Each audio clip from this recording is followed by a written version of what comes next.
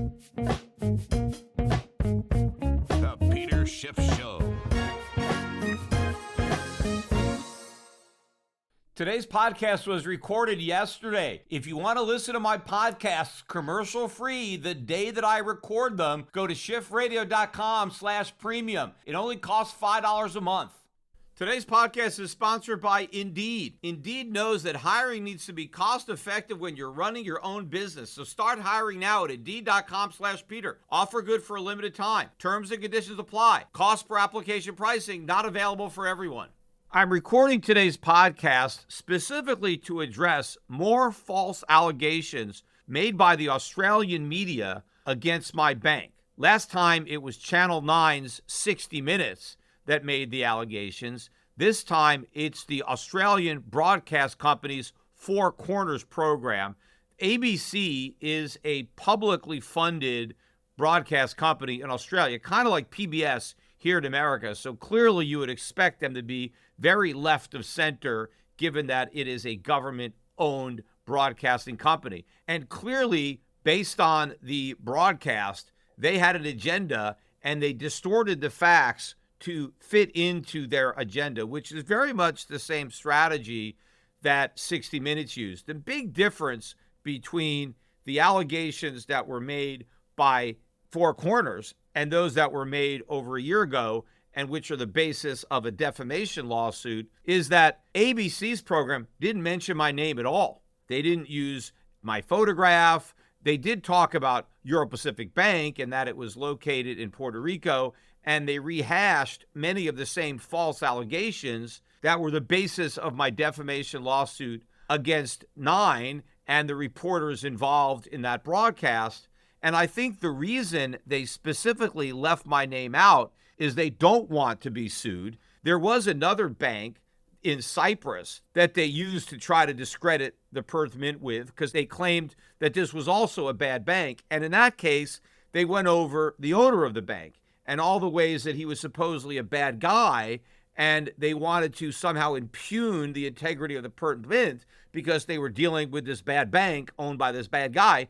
They did the same thing with my bank. They tried to say that the Perth Mint was bad because it did business with this bad bank, but they didn't name me because I think they were worried that I was going to sue them. Now, I still have a defamation lawsuit, according to my lawyers, even though they didn't name me. By making all these false accusations against my bank, many people in Australia know that I own this bank because they saw the 60 Minutes broadcast. So you really can't talk about all the bad things that Euro Pacific Bank was doing and people not realize that I'm the owner of the bank. After all, the 60 Minutes broadcast clearly said that it's my bank, I run the bank, I'm the face of the bank, I'm at the center of it all, that my name was the name that kept coming up, that it was me, that I specifically set up my bank to help tax evaders and money launderers. That was the purpose of my bank. That's the reason I moved it to Puerto Rico. And so by making these allegations against the bank, they have in effect defamed me. And I can't sue them. And if I do sue them, I probably will win. The only question is it worth it? Because I already have a lawsuit against 60 Minutes.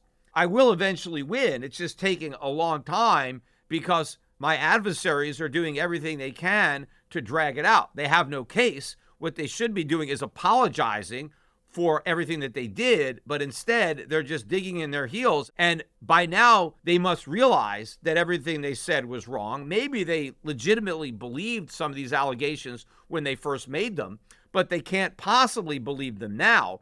But I think their conduct has been even worse since I sued them than before. But the problem with suing ABC and for the Four Corners is, yes, I could win, but what are my damages? Because I don't know that there's any additional financial damage associated with a rehash of false allegations that have already been made. The damage has already been done. I lost tens of millions of dollars personally as a result of the defamation from 60 Minutes. The lawsuit will give me the ability potentially to recover that money. But I don't know that there's any additional damages. Maybe there's some minimal amount, but it would not be worth the time or the money to pursue them. Now, maybe I will. I don't know. I have a year to sue them. That's the statute of limitations.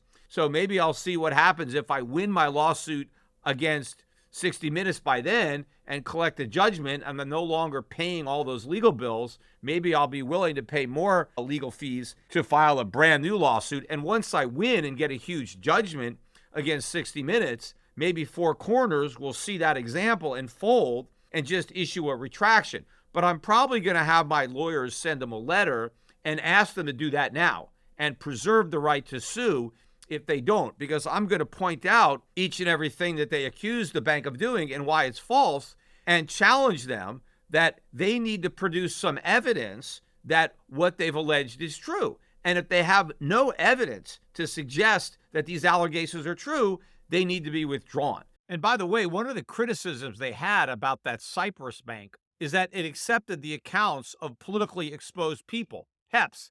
And so they said that that meant that the Perth Mint could possibly have been holding on to gold that belongs to corrupt politicians or other sanctioned individuals.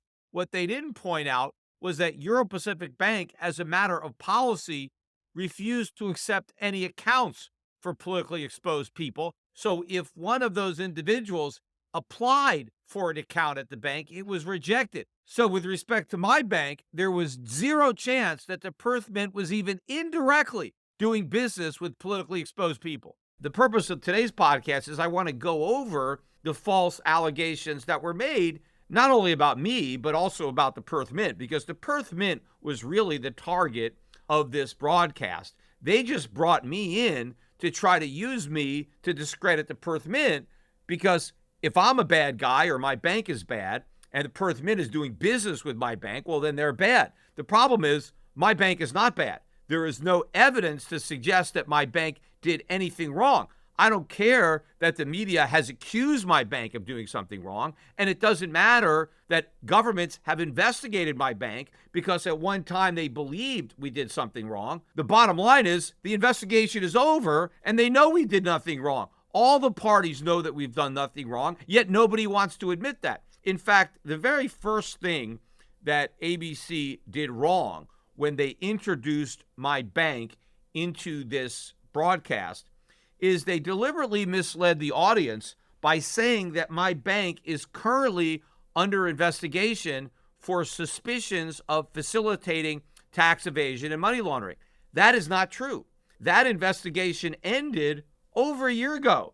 Yes, at one time, the bank was under investigation because there was some suspicion that we were doing this, but the investigation itself proved that we were not, that those suspicions turned out not to have been justified because we didn't actually do anything wrong. That's why nobody at the bank was indicted for anything. It was a criminal investigation. The purpose of the investigation was to see if anybody committed crimes. Money laundering and tax evasion are crimes. They are punishable by jail.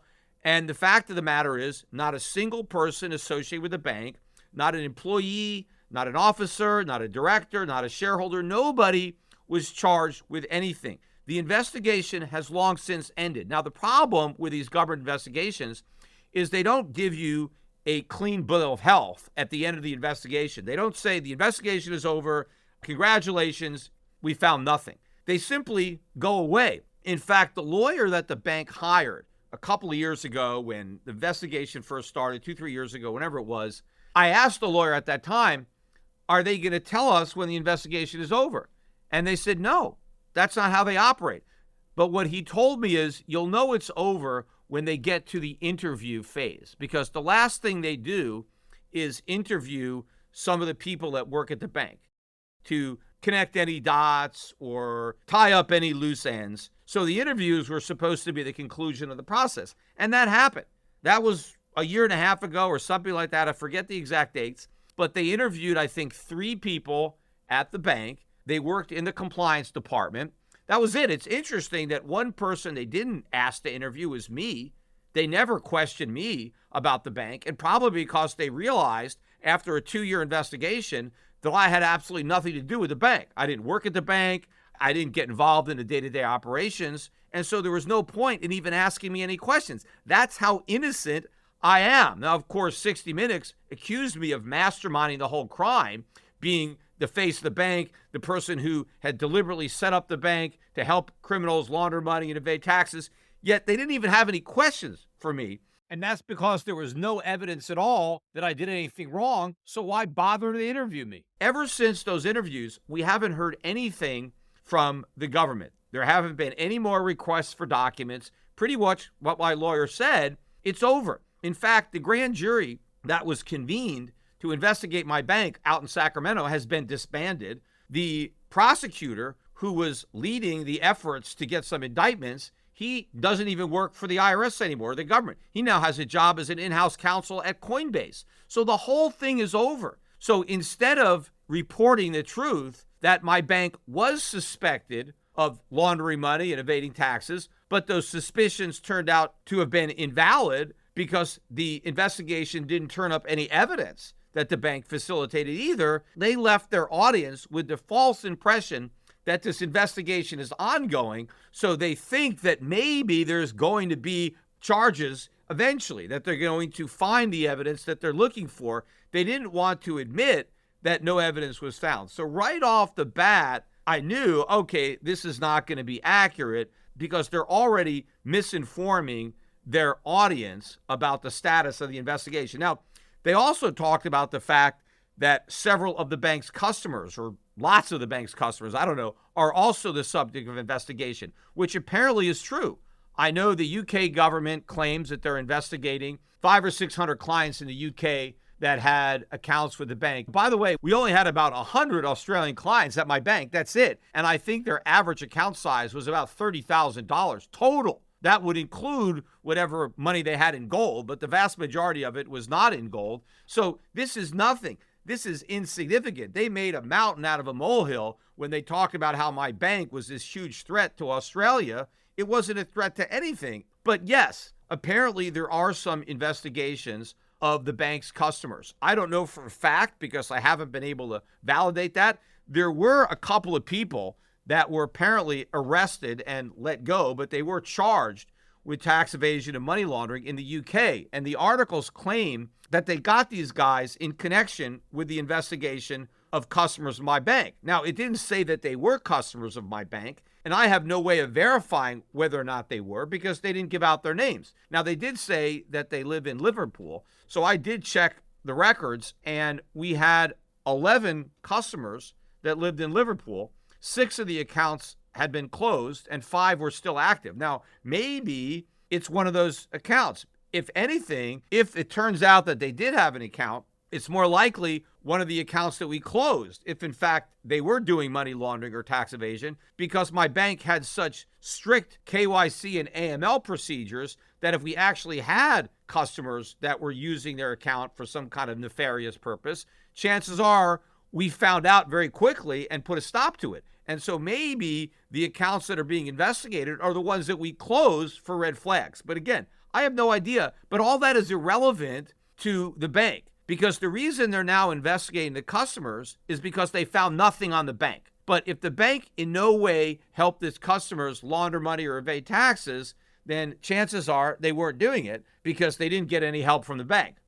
The thing about running your own small business is that every single hire counts, and no hiring partner understands that better than Indeed. Indeed is the hiring platform where you can attract, interview, and hire all in one place. Why spend countless hours on multiple job sites looking for candidates with the right skills when you can do it all with Indeed? Find top talent fast with Indeed's suite of powerful hiring tools like Indeed's Instant Match, assessments, and virtual interviews. And if you hate waiting, Indeed's US data shows that over 80% of Indeed employers find quality candidates whose resumes on Indeed match their job description the moment they sponsor a job. But what I like most about Indeed is how simple it makes it to do all your hiring in one place. Plus, Indeed does the hard work for you. Just sponsor a job and boom, instant matches show up with candidates whose resumes on Indeed fit your job description immediately after you post. And then by using Indeed's Instant Match, you can start hiring immediately. That's why over 3 million businesses worldwide are already using Indeed to hire great talent fast. Indeed knows that when you're doing everything for your company, you can't afford to overspend on hiring. Go to Indeed.com/Peter. Indeed.com/Peter. Terms and conditions apply. Cost per application pricing not available for everyone. If you need to hire, higher than you need Indeed. Now, they also made a big deal about the fact that Puerto Rican regulators shut the bank down, but at least they were honest about the reason, which was a lack of capital. But it is not a coincidence that my bank was falsely accused of helping criminals launder money and evade taxes, and that as a result of those false allegations, the bank ended up losing so much money that it had inadequate capital and then got shut down by regulators for that reason. It wasn't shut down because it was helping its customers launder money or evade taxes. It ended up getting shut down because those false allegations that it was doing that caused it to lose so much money. That's why these investigations are supposed to be kept secret, so not to unfairly taint people that end up being innocent. You see, the government believed my bank was doing something wrong. After they investigated the bank, they found that it wasn't doing anything wrong. But because the IRS leaked the investigation to 60 Minutes, and then 60 Minutes prematurely declared me guilty before I was even charged, I ended up losing the entire bank. The bank collapsed. I lose tens of millions of dollars. All the depositors, by the way, it's now been 8 months since the bank was put into receivership for no reason, and no one has had access to their money. So there's so much collateral damage here as a result of this.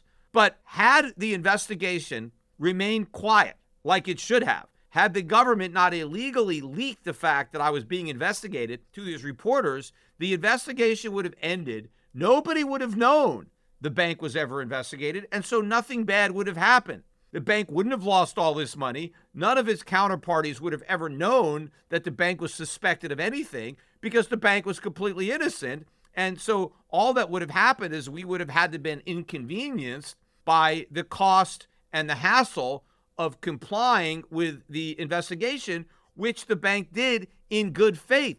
We were complying with that investigation for about 8 months before 60 Minutes came out and spilled the beans about the investigation. And in fact, I didn't even know at the time that 60 Minutes spilled the beans, I didn't even know that the bank was the target of the investigation because the IRS lied to us. They told us they were investigating our customers. They never once told us that the bank was a subject of that investigation. We were just there as a custodian of records. Now, as it turned out, the government lied to us. They told the truth to 60 Minutes that they were investigating us, but then 60 Minutes lied and claimed that I was guilty, even though they had no evidence and I hadn't even been charged. But now that they realize that I'm completely innocent, instead of acknowledging their mistake and apologizing, they are continuing to dig in their heels, run up my legal bills, and delaying my ability to correct the record and clear my name. Another false allegation that Four Corners made about the bank is they said that the bank was moved to Puerto Rico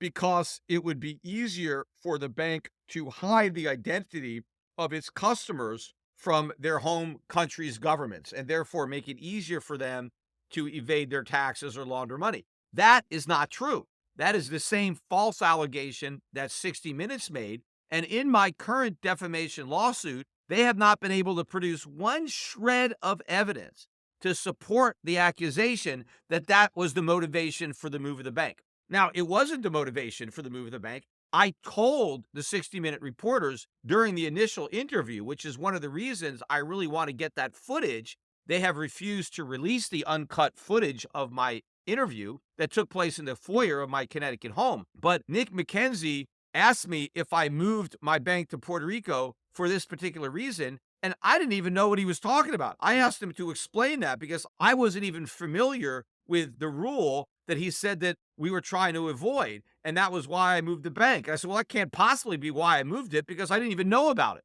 But I explained that the reason I moved the bank to Puerto Rico in 2017 was because I moved to Puerto Rico in 2017, and by running a bank in Puerto Rico, the income from the bank to me is taxed at 4%. And if I left it in St. Vincent's, it would have been taxed at ordinary U.S. income tax rates. I'd rather pay 4% than 30 some odd percent.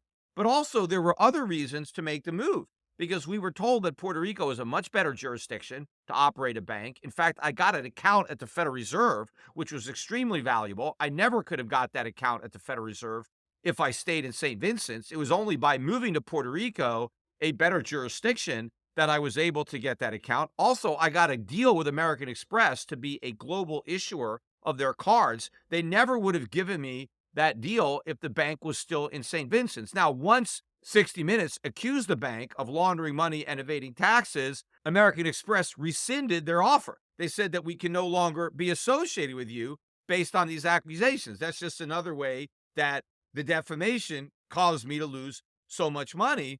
But also, the ultimate irony on the suggestion that I moved the bank to Puerto Rico to help my customers hide their money was that St. Vincent's actually had bank secrecy. Puerto Rico has no bank secrecy. So I gave up all the bank secrecy to move to Puerto Rico. So clearly, secret bank accounts was not important to my business model, or I wouldn't have given it up. It didn't even matter. We weren't marketing the bank as being private or secret. We were marketing it based on the services that it provided. In fact, another false allegation that was made during this broadcast was that my bank had branded itself to be a solution to tax problems. This was totally made up.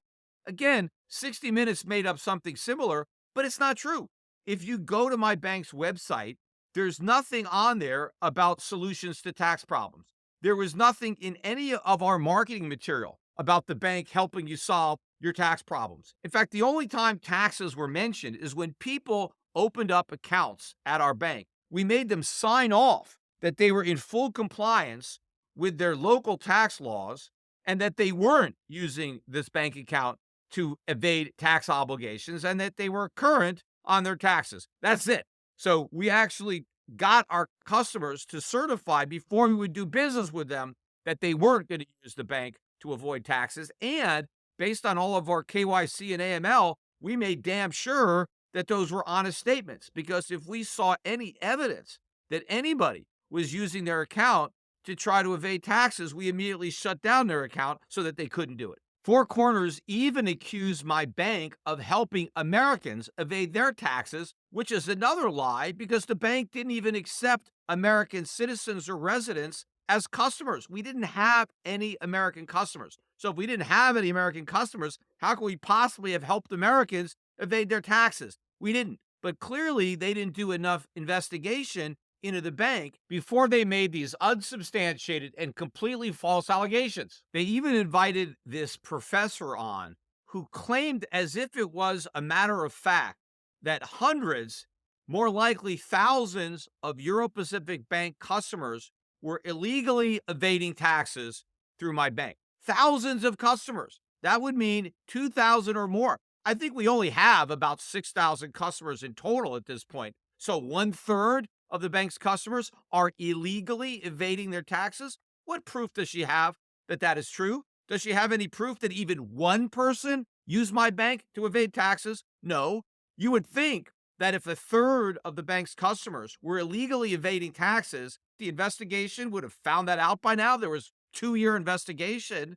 6 governments investigated my bank, yet found no evidence. If it was replete with that much tax evasion, 1/3 of the customer base illegally evading their taxes, there would have been some evidence found, but no evidence was found because it wasn't happening. It was just made up. Now, maybe Four Corners could say, we didn't say that. This professor said that. Yeah, but you gave the professor the microphone to say it, and you gave her a lot of credibility. You didn't push back. You didn't ask her, really? What evidence do you have? I don't think she's ever even looked into my bank. She can't possibly have any evidence. She's just making these false allegations. I could probably sue her too. Problem is, she probably doesn't have that much money. It would be a waste of time. Then they also dug up one of the same guys that was on the 60 Minutes broadcast making false allegations about my bank. In particular, again, the reason why it was relocated to Puerto Rico, but he also doesn't have any real understanding of the bank's relationship with Perth Mint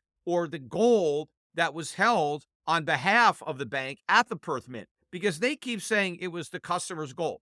It wasn't the customer's gold. It was the bank's gold. The customers did not own the gold at Perth. That gold belonged to the bank. Euro-Pacific Bank customers wanted exposure to gold, and we gave them the ability to hold their bank deposits in gold. They could also hold them in dollars. We had dollars, in euros, in Swiss francs, in British pounds. You could hold your deposits in various currencies, or you can hold them in gold. The bank then chose to cover that exposure using the Perth Mint. But the customers had no direct access to that Perth Mint gold. They couldn't take delivery of it. They couldn't transfer it to third parties. All they could do is buy or sell gold, and the bank offset that liability by buying or selling gold and silver at the Perth Mint. That's it. They made a big deal about the fact that the bank did this through an omnibus account. Well, that's the only way the bank could do it. That, in fact, that's the way the bank did everything. When Euro Pacific Bank customers owned euros, for example, in their account, and the bank then had its own account with a corresponding bank that was holding those euros, that correspondent bank doesn't know the name of the beneficial owner because that bank is an account on behalf of my bank. My bank knows who the beneficial owner is. We do all the KYC and AML. It's the same thing with broker dealers. I used to own a broker dealer. I sold it, Euro Pacific Capital. But when customers of the broker dealer bought stocks in their brokerage account, it was an omnibus account. They're holding the securities in street name. If you go to your brokerage account and you buy shares of IBM doesn't know who you are. They have no clue that you own the stock. They just know the brokerage firm that owns the stock. They send the annual reports to the brokerage firm because they have no idea who you are. The brokerage firm knows who you are, and then they send you the annual reports. The same thing with the dividends. The dividends get sent to the broker dealer, and now the broker dealer looks on its books and figures who's entitled to the stock and then sends the dividends. Does that mean that these broker dealers are deliberately trying to help their customers evade taxes or launder money because they're not informing IBM that they own the stock? Of course not. They're just operating as a broker dealer. We were operating as a bank. We did the same thing that all the other banks are doing. And those banks are no more guilty of helping people launder money or evade taxes than the Perth Mint. The Perth Mint did nothing wrong. We did nothing wrong. And it's not like the Australian government didn't have access to the bank's customers. If they had some suspicions that any customers were using their account to evade Australian taxes or to launder money, they could have come to the bank and gotten that information. Puerto Rico didn't have any bank secrecy. We would have provided that information if they were legally entitled to have it. None of the accounts at Euro Pacific Bank were numbered. Every account had a name. We knew all of their identities. And if they were subject of an investigation, the government of Australia, even the Perth Mint, could have asked the bank about the identity of some of the clients. But again, the gold wasn't even owned by the clients because they had no title to it. They had no ability to do anything with it. We just covered our exposure using Perth, and we had the right to change custodians from Perth to any that we chose. The client had no say in the matter. In fact, Four Corners said that money launderers and tax evaders were targeting the Perth Mint to evade taxes and launder money through my bank. No, they were not. If you had an account at my bank and you decided that you wanted to keep some of your deposit in gold as opposed to euros or British pounds, that didn't change anything about the nature of your account. It didn't make it any easier for you to evade taxes or launder money just because you kept some of your bank account in gold instead of a currency. It was exactly the same. What Four Corners is trying to do is to take something that has absolutely nothing to do with money laundering or tax evasion and falsely equate it with doing that. And they're looking at the fact that, yes, every time the bank did a transaction that involved gold, that we didn't inform the Perth Mint of the identity of the customer. Well, the same thing was true when they did an FX transaction. If someone exchanged euros for British pounds, we didn't provide the corresponding banks with the identities of those customers either. We just did the FX. We weren't trying to hide anything. We were just acting as a bank. Similarly, the bank owned a broker-dealer. When customers sold one stock and bought another, we didn't inform those corporations of the identity of our customers either. In fact, they talked about some specific large transaction that they attributed to a bunch of organized criminals that was made through our omnibus account. And they said on the broadcast, 17 million. In a news article I read, they said 25 million. I know for a fact that we never had a transaction anywhere near that size with respect to the Perth Mint. Our clients were not that large. We had relatively small customers. Yes, at one point, we did have maybe 30 million or so in gold on deposit at the Perth Mint, but it took years to accumulate that much gold, maybe 8 to 10 years of small purchases. That's how long it took us. So we never had this gigantic transaction that they were referencing. And again, the purpose of that account was not to disguise the identity of anybody. The purpose was simply to allow the bank to offer gold and silver to customers through their bank account. We didn't do anything different with Perth than we did with any other correspondent bank that was holding currency. But the problem is the reporters at Four Corners have an axe to grind because they don't like gold. It's clear. They think the only reason that somebody would buy gold is to use it to launder money or evade taxes. They don't realize that the only tax people buying gold are trying to avoid legally is inflation. But these guys don't understand that. They don't think anything government does is bad because they're owned by the government. They love the government. They hate the free market. And gold is money of the market. They don't like that. They don't like the people's money. They like government's money. So they're naturally suspicious of anything that has to do with gold. And so that tainted the entire broadcast. But the truthfulness and the credibility of the broadcast was also tainted by the way they put forth sheer speculation as if it were actual fact. For example, with respect to my motivation for moving the bank to Puerto Rico, they offer as fact that I was motivated by a desire to make it easier for my clients to evade taxes and launder money. Apart from the fact that the move actually made it more difficult, how do they know my motivation? Especially when there are multiple alternative, legitimate reasons why I could have moved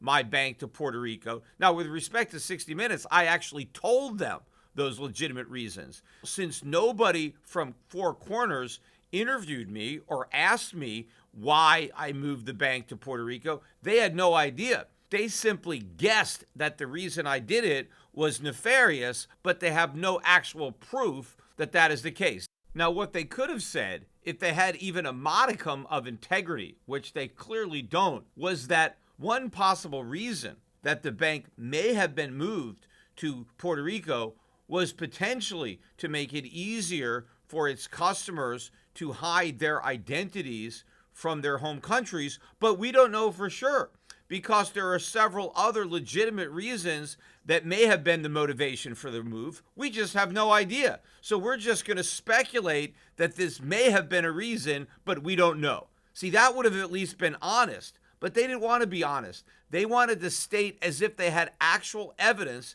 that that was the case. Actual evidence would be something like an intercompany email where we discussed moving the bank to Puerto Rico specifically to make it easier for our criminal clients to launder their money and evade taxes and to make the bank more appealing for other criminals with whom we were hoping to do business. The same thing applies to the omnibus account. They accused the bank of using that account for the specific purpose of hiding the identities of our clients from the Perth Mint. They have no idea if that is the reason the bank was using an omnibus account, especially when there are several other legitimate purposes for such an account. But they didn't frame it that way. They reported this as if it was a fact, that they had evidence backing it up, and they have no evidence because it's not true. Moving from the false allegations that they made about me, I want to talk about one of the main allegations that they made against the Perth Mint itself. A huge part of the story was the fact that they had uncovered this footage of a former Hells Angels leader buying $27,000 worth of gold at the Perth Mint gift shop. And apparently all they did is ask for his driver's license to check his ID. They didn't run a huge background check on this guy. They just allowed this ex-con to buy $27,000 worth of gold. And supposedly this was a huge violation of law. This was a terrible thing that they did, letting this guy buy gold. Now, first of all, he's buying gold. Big deal. He's not buying a firearm. Of course, I believe that people have a right to own firearms, but not in Australia. They have very strict gun control over there. But apparently gun control is not enough. They want gold control too. They don't want to just disarm Australians. They want to leave them defenseless when it comes to inflation as well. If you've been convicted of a crime, that doesn't mean you no longer have a right to own gold. Who cares? Yes, the guy paid his debt to society. He committed a crime. He's a free man. He's got a right to own gold. Are you going to be upset if a supermarket sells an ex-con food? I mean, after all, you can't commit crimes on an empty stomach. Think about it. You feed a criminal And now he goes out and commits crimes. If he starved to death, he couldn't commit those crimes. So maybe ex-cons shouldn't be allowed to buy food, because that makes as much sense as saying they can't buy gold. Now, apparently what they said was they need to make sure that the money he's using to buy gold, that wasn't the proceeds of crime. Now, they made it a point to say that they have no evidence that this money was the proceeds of crime. They're just upset that the Perth Mint didn't look into the origin of the money before they sold him the gold. But according to the facts that they disclosed, when this individual originally walked into the Perth Mint gift shop to buy that gold, he had cash. And the Perth Mint refused to sell him the gold for cash. They said, we don't take cash. Why? Because maybe it's a risk that there's the proceeds of crime. So he left the Perth Mint and he went to a bank. He brought all that cash into a bank and bought a cashier's check. Then he brought the cashier's check to the Perth Mint along with his driver's license, and he was able to buy the gold. Now, I would say that the Perth Mint gift shop had a right to assume that the bank that took that cash and sold him a cashier's check did all their due diligence at that time, because they are required. They're the ones that accepted the cash, not the Perth Mint. The Perth Mint took a bank check. Why didn't Four Corners do an investigation of the bank that sold this former Hells Angels guy that cashier's check? What due diligence did they do before they took in all this cash? I think that bank is more culpable than the Perth Mint. But the most ridiculous part about it all, they claimed that this guy could have been buying gold to launder money or evade taxes. But the guy had cash. If the guy was really buying that gold because he wanted to keep everything hidden, he wanted to transact secretly to evade taxes or launder money, he would have kept the cash. He had $27,000 in cash. That is much better if you are a money launderer or a tax evader than gold. The same professor that said I had thousands of customers illegally evading taxes talked about how gold was a money launderer's dream, how it's so great for money launderers and tax evaders because you can't trace it, because you can melt it down. How many criminals have a smelter at home that melt down gold? It is so much easier to evade taxes and launder money when you got cash, because this guy bought one huge bar of gold. How liquid is that? What's he going to buy with that? He had cash in a briefcase, or I don't know how he was carrying it, but he had bills. That's what you want if you want to access the underground economy, if you want to transact. All this guy wanted to do was store his wealth. He wanted protection against inflation. That's all the customers of my bank wanted. When they were converting part of their bank deposits into gold, they were doing it as a store of value, as an inflation hedge. It in no way made it easier for them